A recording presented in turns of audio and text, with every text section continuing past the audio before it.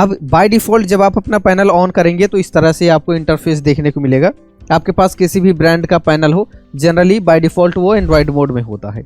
अगर आपके पास OPS है तब तो बहुत अच्छा ऑप्शन है, क्योंकि OPS आपने अगर लगवाया है तो उसमें आपको नोट 3 या नोट 5 दोनों में से कोई एक सॉफ्टवेयर आप यूज़ कर रहे होंगे और उसमें आपका जो PDF PPT है वो फुल स्क्रीन पे आराम से ओपन हो जाता है।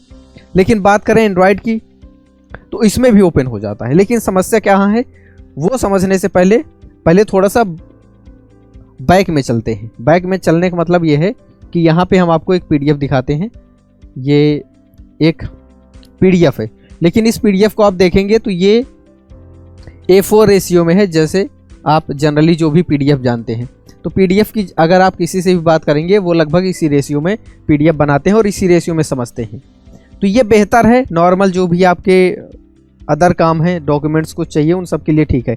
लेकिन अगर हम बात करें डिजिटल बोर्ड की, डिजिटल बोर्ड पे जब आप अपने लेक्चर या टॉपिक आपको एक्सप्लेन करने हैं, PDF PPT आपको बनाना है, तो आपको इस रेशियो में बिल्कुल भी नहीं बनाना है। आपको सिर्फ एक ही रेशियो अपने दिमाग में सेट कर देना है, चाहे आप PDF बनाइए या फिर आप PPT बना रहे हो, आपको 16:9 का रेशियो रखना है, जो यूट्यूब का रेशियो होता है। इस रेशियो में जब आप अपना PDF PPT बनाते हैं तो वो पैनल पे फुल स्क्रीन पे ओपन होता है।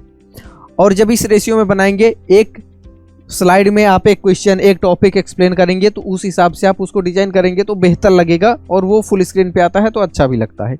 लेकिन वहीं पे इस तरह से आप बनाएंगे तो ये सही तरीका नहीं है। तो ज़्यादातर लोग यही गलती करते हैं और इस तरह से PDF बनाते हैं। अब बात करें PPT की, तो ओपन तो सब हो जाएगा। आपका जो नॉर्मल साइज में नहीं है, 16:9 के रेशियो में नहीं है, A4 वाले साइज में है, PDF और PPT वो सब ओपन हो जाएगा।